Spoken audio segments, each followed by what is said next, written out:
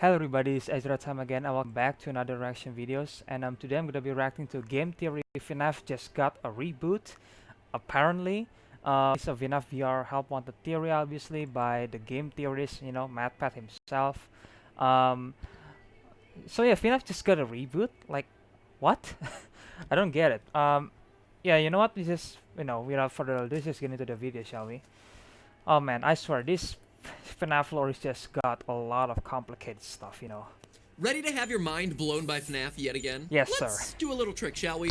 I'm in the process of currently downloading and installing brand new copies of each and every one of the FNAF games, so you all know that we're working with a blank slate here. But the games that we're specifically interested in are FNAF World and Ultimate Custom Night. Okay. The free ones. Huzzah Yeah, for not true, having to free to buy play. these games for literally like the 4th time. Let me just open up both of these on the computer to show you that we are working with absolutely clean and fresh copies of both these games. Open up FNAF World.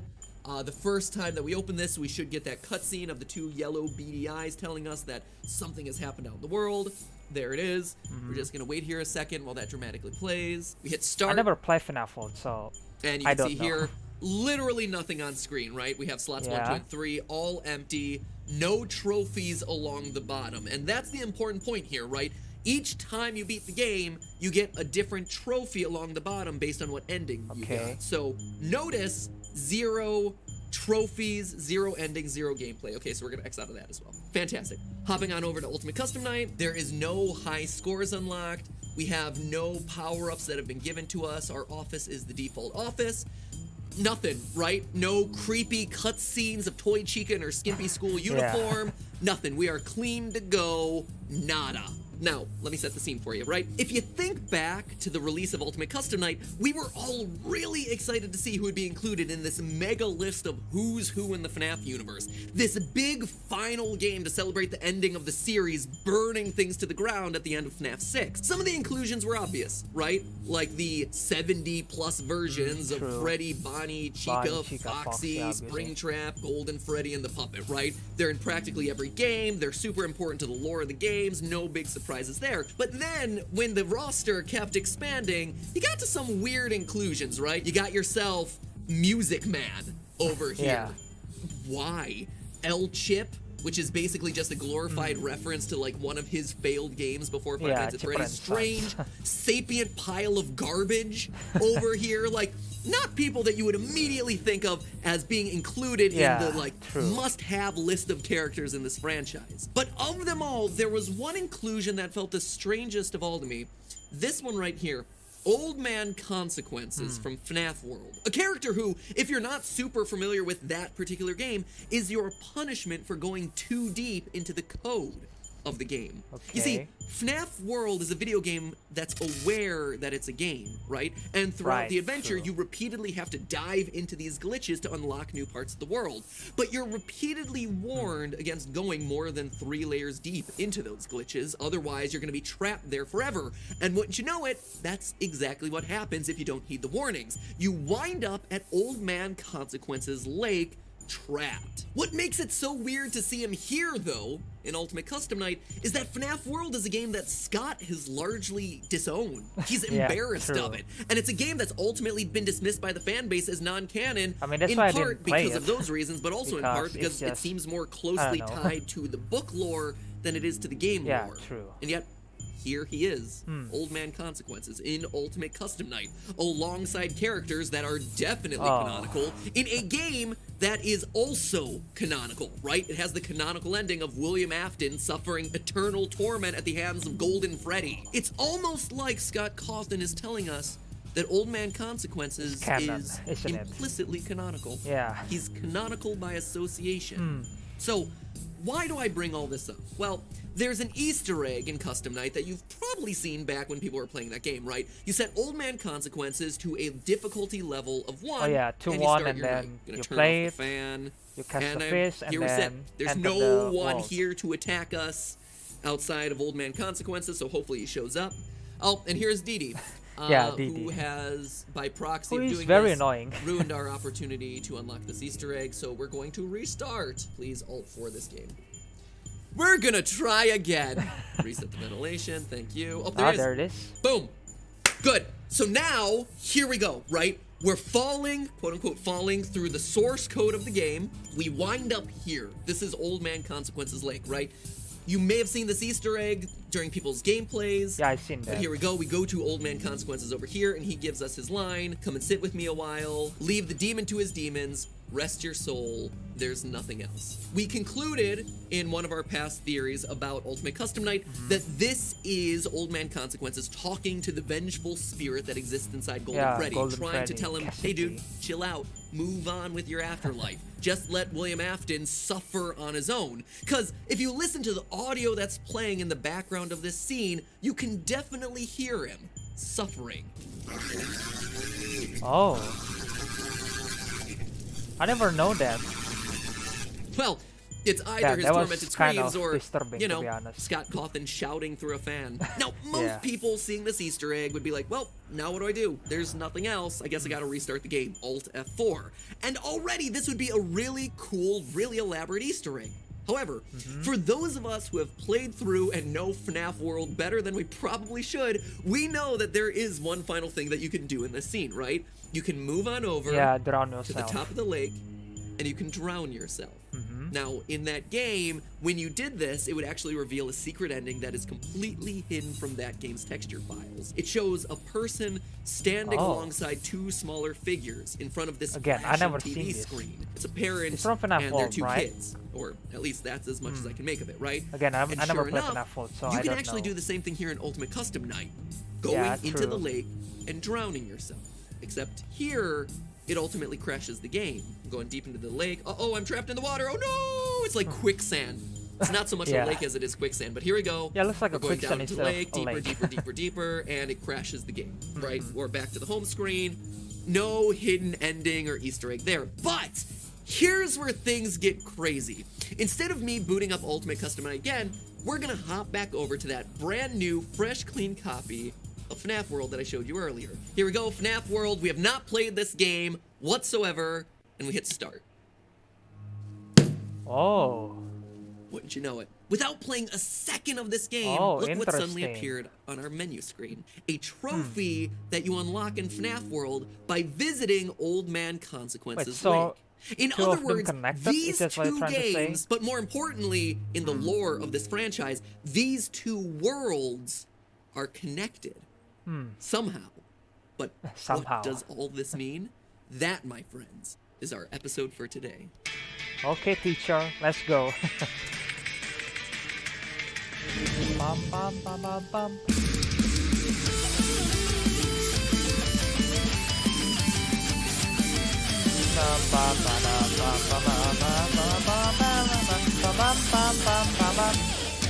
Hello, Internet.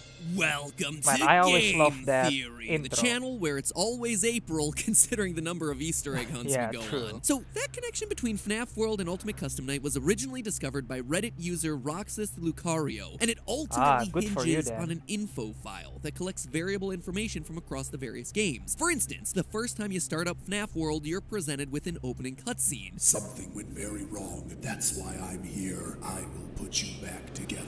Great, awesome. Go to the info page after seeing that creepy opening cutscene, and suddenly the trigger first is activated, presumably telling the game that you've seen that scene once before, so for all subsequent playthroughs, you don't have to see it again. That's how these sorts of variables work. But what's weird, though, is that the trigger for this drowned ending and unlocking the trophy is titled Beat Game 4, which might just mean it's the fourth ending of FNAF World, fine, but why then would Scott use that exact same variable name in Ultimate Custom Night? It's not like there's multiple endings in that game, and it's not like Ultimate Custom Night is the fourth game in the franchise. Him using that exact same variable name suggests that the connection between the two was very much intentional, and that, my friends, is just scratching the surface. Because this small but very, very important Easter egg starts laying the groundwork for where this series is ultimately headed moving forward. Where FNAF VR clearly left off, and where the new FNAF AR game, Special Delivery, releasing this October, is taking us next. Oh yeah, didn't you know? There's a new FNAF AR game, and it's right around the corner. Yeah, I know. There's I've seen trailer the for it and trailer. everything. Because my torment is year-round and unceasing. Looks like we're gonna end up playing hide-and-seek with a bunch of animatronics, but more on that one in a minute. FNAF World was a game that was largely ignored by us theorists because, well, look at it. You won't get tired of my voice, will you? Oh my god, Toichika. Oh! But in all seriousness, for all the God. memes lol this franchise has, it's never been particularly meta. The lore, on the whole, was its own self-contained story within this fictional universe. The only times things got truly meta was in Fnaf World, which sure helped us to predict the appearance of Baby and Henry into the mainline games, but it was also the game where Scott Cawthon literally appears as the final boss, complaining about how sick he was of pumping out new games for our insatiable appetite for animatronic death. Scott, you're our mama bird, my friend. Puke that sweet, sweet lore down into my gullet. But you can see why most of us would take this as a joke, right? Scott isn't a character in the FNAF universe, so it has to be just another game for the lols. Except now, Scott is a character in the games. As of FNAF VR, it's revealed to us that Scott, since the beginning, has played a critical role in the lore of the FNAF universe. We know that Fazbear Entertainment has developed something of a bad reputation over the last few decades, and while it's true that some stories associated with our name were loosely based on actual events, the majority of them were total fabrications from the mind of a complete lunatic. Lawsuits pending. And if that wasn't explicit enough, the secret tapes hidden throughout the game make it even clearer. They lied to us.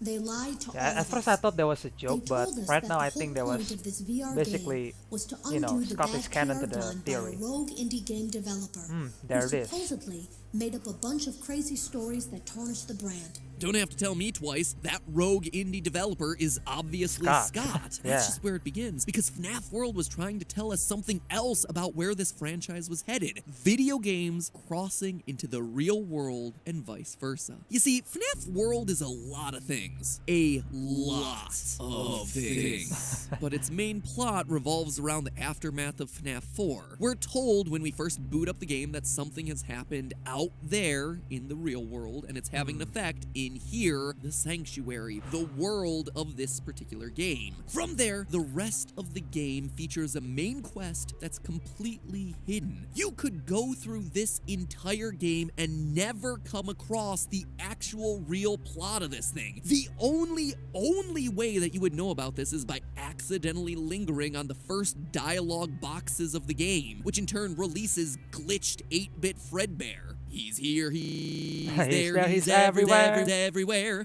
Who you gonna call? Glitched 8-bit Fredbear. This, in turn, unlocks separate missions to find clocks, and it's here that we find our first instance of video game to real life crossover. You see, each clock is a minigame that connects back to FNAF 3, and all the individual steps necessary to unlock the Happiest Day cutscene. That game's good and canonical ending. If you think way back to that game, it always bothered me that punching random blocks on a wall or double-clicking a random poster in your real-life security office was somehow allowing us to put the spirits of the dead children to rest. But FNAF World gave us an explanation even though we ignored it back at the time. FNAF World, the game world, or more accurately, the spirits that are trapped existing in that game's code, were able to push out and affect changes IRL through those clock minigames. That's how you get these kind of video gamey moments in what is otherwise a realistic, albeit haunted setting. Now, why is any of this important? Why are we talking about it now so many years after these games were first released? Well, because it's only starting to matter now. It's exactly what we saw happen at the end of FNAF VR Help Wanted. That game established sentient code that was looking to escape from its video game prison. It was just junk. Circuit boards and things like that. Looked pretty old. Somehow, though, there was usable code on some of it. It seemed to take hold by itself. Things started changing. What I'm saying here is that in the official lore of this series, official lore that is apparently dating back further than we would have expected, computer code is somehow able to store the minds or spirits or whatever of these characters and eventually rebirth them out into the real world if the right steps are taken. See also Petscop. And in FNAF VR, we see an instance of this happening. William Afton, who was trapped in the circuit boards, was released into the code of this new game, Help Wanted, where where he then took the form of Glitch Trap until finally, through us playing the game and collecting the tapes and putting the pieces back together, was able to escape again. But this time, he was able to escape not just from circuit boards, but out into the real world. All of it, all of this goes back to the story that FNAF World was trying to tell us years ago. The story that we all didn't take seriously because the final boss was literally an impervious rainbow. Wait, really? Come on! What the? What? I'm only just realizing it now, but Help Wanted is actually a cute and really brilliant name. I mean, we all thought it was Help in terms of like a want ad, right? Yeah, Help as a true. video game tester, which is the core premise of the game, but it's also Help Wanted. Glitch Trap wanted, heck, he needed our help in order to escape. So, well done, Scott. Good name. Just like Well done Pizzeria indeed. Simulator riffs on the idea of simulator games, Yeah, but also, really it's an well empty done box indeed. waiting as a trap to catch the final animatronics and burn them alive. Or how Sister Location That's is pretty all smart, about a though. separate but I'm not gonna related lie. robotics business, but also about a key character's sister, maybe, question mark. Well done, Scott, well done. Slow clap.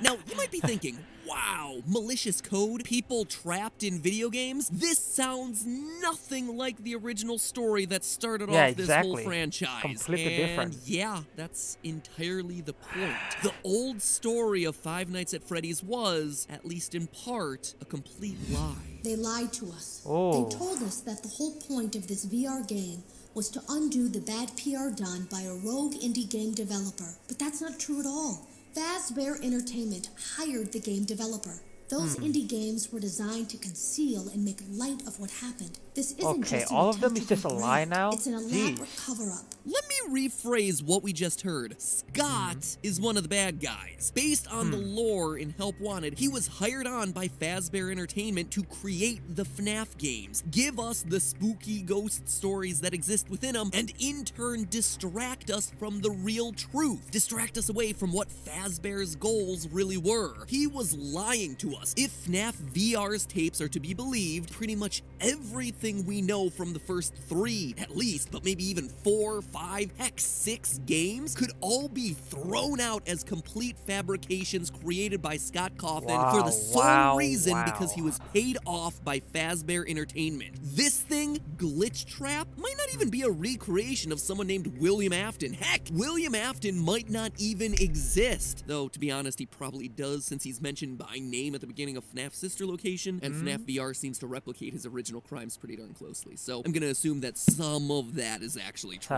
Yeah. The long story short here is that FNAF VR, in making Scott part of the Fazbear cover-up, is the franchise's way of rebooting the story for the next generation, telling us that with I seen FNAF that VR, teaser. we're starting an entirely new lore. In disowning Scott's story as lies, it's explicitly telling us that everything we've known up to this point is wrong. It's a distraction. Instead, the real story, the story that's going to be told to us via the next generation of Five Nights at Freddy's games, is carrying forward the core themes and ideas that were first introduced to us back in FNAF World. A story of video games, code, all coming to life and crossing over into the real world. And funny enough, if we look back to FNAF World, it was trying to tell us the truth about this theme the entire time. As 8-Bit Glitch Bear tells us in that game, don't be deceived by the one pulling the strings. It's why Scott is technically the final boss of the game, but the true ending, the clock ending that unlocks the key Easter eggs from FNAF 3, it has nothing to do with him at all. It's entirely disconnected from why Scott is there. Again, the indie developer known as Scott Cawthon within the FNAF lore is trying to distract us away from the truth of what we should be doing in these games. And if you think I'm reading too much into this, think again. Scott is trying to clue us back into the importance of FNAF World. As many of you know, Scott has his website, scottgames.com, where there's always some new teaser image and stuff hidden in the source code. And on there right now is a really cool teaser for the next FNAF game coming out in 2020. Clearly, by looking at it, it's a FNAF Stranger Things crossover, considering the 1980s era neon-themed mall straight out of season 3 of that show. But what's a little less well known, though, is Scott's second site, FNAFworld.com, which has been dormant for a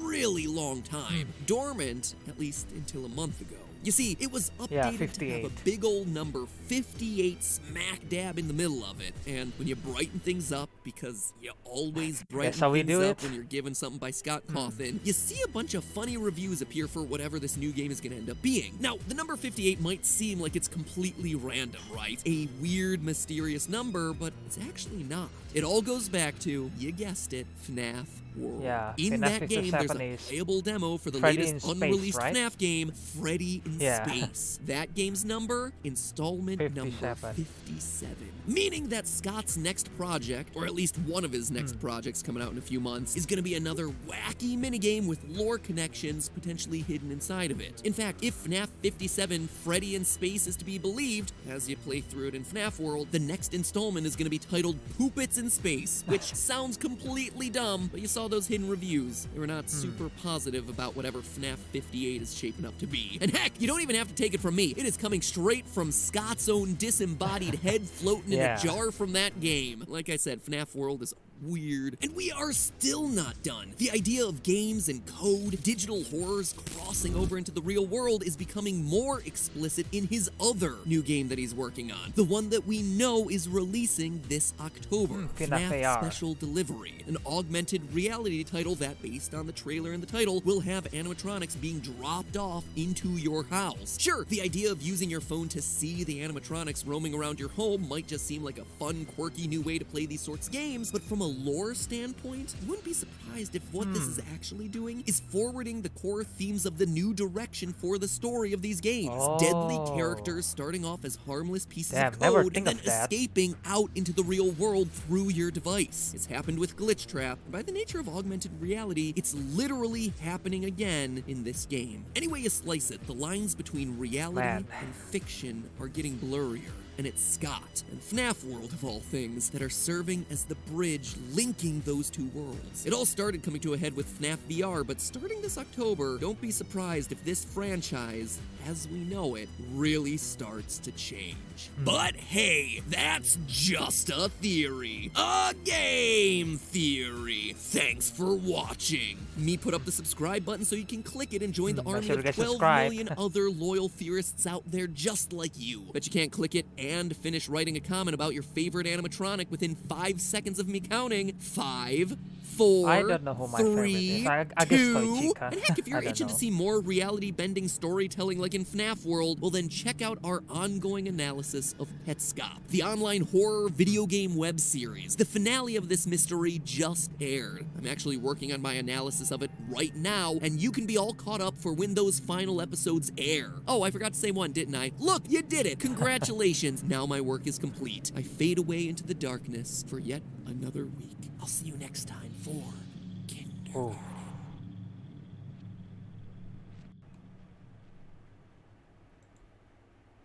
So that was Game Theory. FNAF just got a reboot by, once again, Matt Pat himself. And man, this is so much to take in. So all of the previous lore from FNAF 1 to FNAF 3, maybe 4, Sister Occasion, and FNAF 6 was a lie this whole time. Like, my god. That was too much to take in, man. I mean, I kind of get it where FNAF VR Help Wanted was something new, obviously, something new, and then the lore was completely new, but I didn't actually think it was, oh, all the stories from the previous game was a lie. You know, like, my god.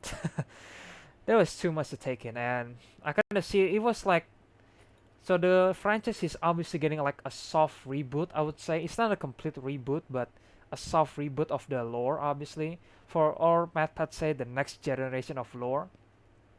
And of course, FNAF AR is coming in this October, which I really can't wait. Maybe I find some way to record that if I can, you know, or we'll see what happens. And then I never actually think that the FNAF AR is actually have linked to the lore, because I thought it was just, oh, AR, so cool, we can actually see the animatronic through our phone. And then the way he explained it right here, it was makes sense actually to the FNAF lore, you know, standpoint. Like video game become reality or vice versa. And this lore is just getting way more insane than the previous one. And well, I guess right now we got to know the actual story, I would say, because again, apparently the previous game, the previous lore was a lie. I mean, not entirely. Like he said that William Afton might still be exist, so it's kind of a lie, I would say. You know, some of it might true, you know, but I would say 90% of it might be a lie. I don't know. We'll see what happens when FNAF AR got released, and then maybe some lore to it. appear, obviously, because again, it's a FNAF game. There is always some Easter egg, there's always some lore, obviously.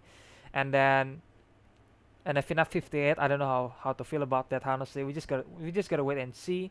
I actually saw the on Dako's video, that there is some teaser about FNAF 58, I think, where It's Your Freddy was so buff up like Dwayne Johnson. So yeah, we just see what FNAF 58 is about, and then of course in 2020 we got a cool teaser, which is featuring a rock animatronic, I would say, not a rock star, but an animatronic that actually existed in the 80s. Obviously, it's kind of like FNAF and Stranger Thing having a crossover, which is really, I don't know. I think it's really amazing. I really can't wait to see what the 2020 project was. Seems cool, right, guys? The teaser, well, according to the teaser looks cool. So again, I really can't wait to see what the project looks like in 2020, obviously.